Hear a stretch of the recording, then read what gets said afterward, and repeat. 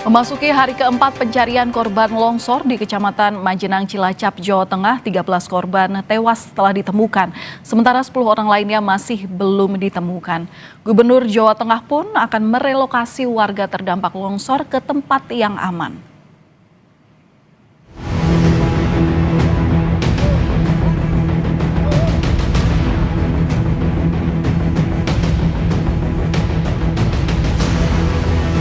Pencarian korban longsor di Desa Cibenying, Kecamatan Majenang, Cilacap, Jawa Tengah memasuki hari keempat.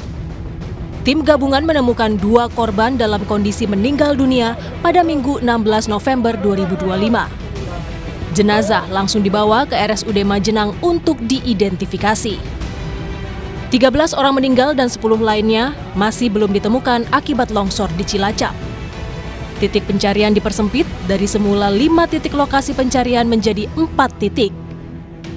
Untuk mempercepat pencarian, tim gabungan mengerahkan 22 eskavator, 17 pompa air, dan 9 anjing pelacak.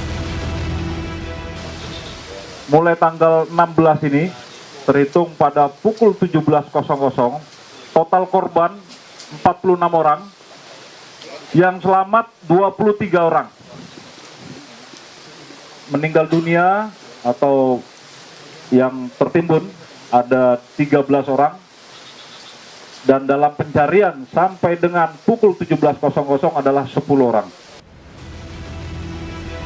Gubernur Jawa Tengah Ahmad Lutfi yang meninjau lokasi longsor bilang Pemkab Cilacap menyiapkan 3,5 hektar lahan untuk relokasi warga terdampak dan anggaran 400 miliar rupiah untuk pembangunan rumah.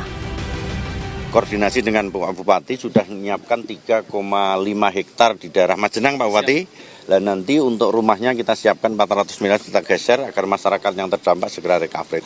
Bagi mereka yang rentan, sementara kita geser dulu, sehingga agar tidak terulang lagi. Kita kan tidak tahu itu retakan di atas nanti geser apa enggak.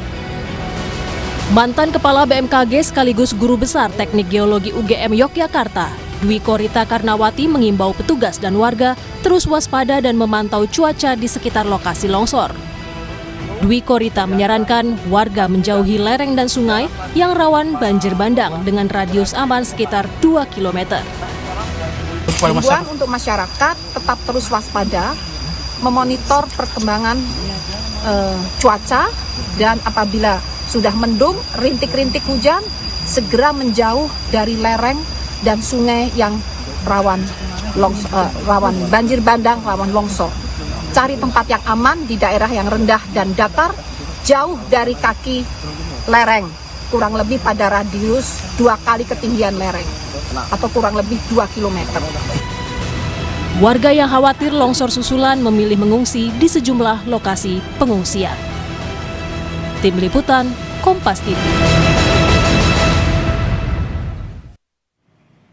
Lebih lanjut mengenai pencarian korban longsor Desa Cibenying di Kecamatan Majenang, sudah bersama kami Kepala Kantor SAR Cilacap, ada Bapak Muhammad Abdullah. Selamat malam Pak Abdullah. Selamat malam Pak Valen. Iya Pak Abdullah, ini golden time pencarian ini akan berakhir dalam 2 hari ke depan. Apa strategi yang sudah disiapkan tim SAR untuk mempercepat pencarian atau penemuan korban? Baik Mbak Valen dan seluruh pemirsa, dapat kami sampaikan bahwa pola pencarian tetap kami masih mengutamakan menggunakan alat berat. Di lain sisi, besok pencarian di hari kelima ada beberapa titik pencarian yang kami awali dalam pencariannya menggunakan anjing pelacak. Di mana anjing pelacak sudah kita siapkan 9, baik dari unsur Polri maupun dari unsur Basarnas. Oke, hari ini sudah ditemukan ada 13 orang ya Pak ya terakhir, tapi memang masih dalam proses pencarian ada 10 orang. Adakah luasan yang memang sudah dipetakan untuk kemudian menjadi lokasi pencarian utama besok? Iya, jadi untuk pola pencarian kami masih menggunakan pola pencarian yang hampir sama dengan sebelumnya, baik di hari pertama, hari kedua, hari keempat sampai dengan besok hari kelima, di mana pencarian pada hari pertama sampai hari ketiga kami membagi 2 sektor dalam 5 worksite. Sedangkan di hari keempat ini kami persempit dari 5 workset menjadi 4 workset. Kenapa jadi 4 workset? Di mana workset pada sektor A, khususnya workset 3, seluruh korban yang terindikasi dalam satu rumah itu telah diketemukan pada hari ketiga kemarin, 4 orang dan kesemuanya dalam keadaan meninggal dunia. Maka workset A3 sudah kami hapuskan.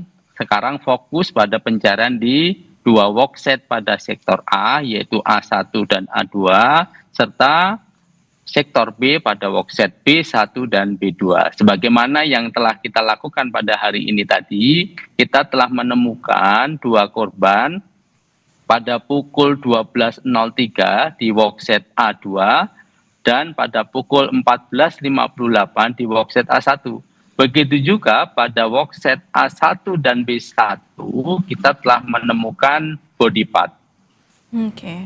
Pak, ini kan sudah menggunakan alat berat, kemudian juga menggunakan anjing pelacak ketika proses pencarian pertama ini akan dimulai. Tapi masih ada 10 orang yang belum ditemukan. Memang kita percaya bahwa memang membutuhkan proses. Tapi apakah ada kendala dalam proses pencarian? Jadi kalau kita melihat kondisi di Medan, kondisi di longsoran yang sesungguhnya, ketebalan tanah pada longsoran tersebut paling rendah adalah 3 meter. Hingga mencapai 8, 9, 10, 11 sampai dengan 12. Bahwa luasan area ini perlu kami sampaikan, pada titik longsoran pertama itu ketinggiannya 60 meter Mbak Valen. Oke. Terus lebar longsoran ini sepanjang 80 meter. Dan elevasi longsoran ini 45 derajat. Sampai dengan panjang pergeseran tanah ini kurang lebih 600 meter. Artinya area yang kita cari itu kurang lebih 32.000 meter persegi. Dan karena area yang luas inilah yang kemudian menyulitkan pencarian, begitu ya Pak? Jadi dalam area pencarian yang seluas itu pada prinsipnya kami tim SAR gabungan, Basarnas, TNI, Polri, BPBD, BNPB, pemerintah daerah dan seluruh unsur SAR sebenarnya kami sudah melakukan pemetaan. Maka kami menjadikan 2 sektor.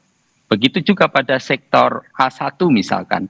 Pada sektor A, workset A1 itu sudah kami kaji, sudah kami analisis, sudah kami riset bahwa di situ ada beberapa rumah. Maka yang kemarin pada hari ketiga itu kita melakukan di workset A1 itu terhadap 2 korban, hari ini ketemu 1, maka besok kita tinggal nyari 1. Begitu juga di workset A2 yang pada hari ketiga kita mencari 4 orang, hari ini ketemu 1, besok tinggal mencari 3.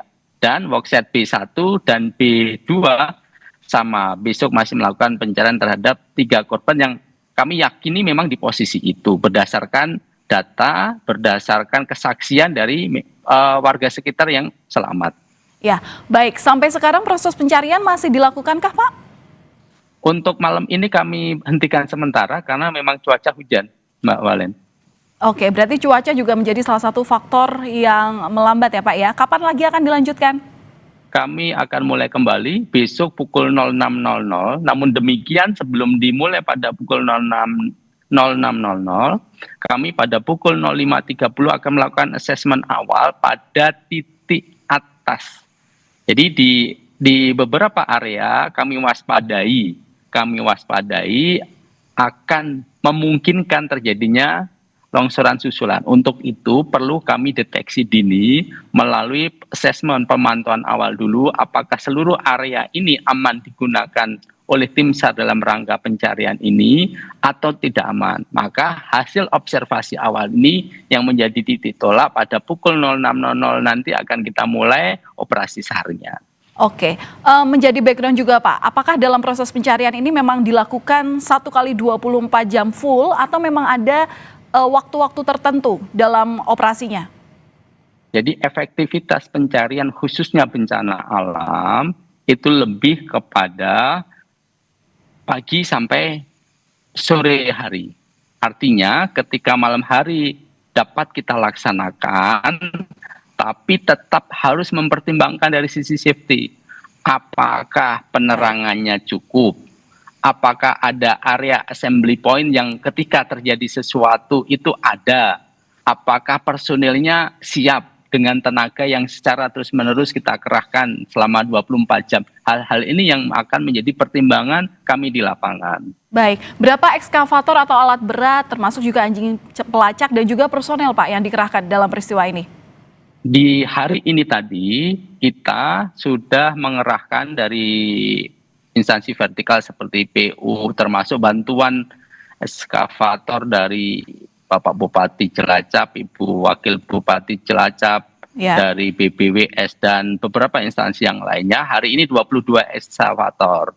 Terus ditambah lagi 9 anjing pelacak, 17 pompa air, ditambah lagi tim personel yang terlibat pada pagi hari hingga sore tadi. Di data kami ada 1.001 orang.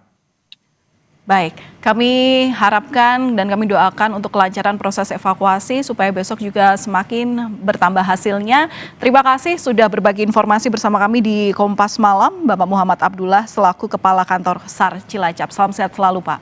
Terima kasih. Baik, terima kasih.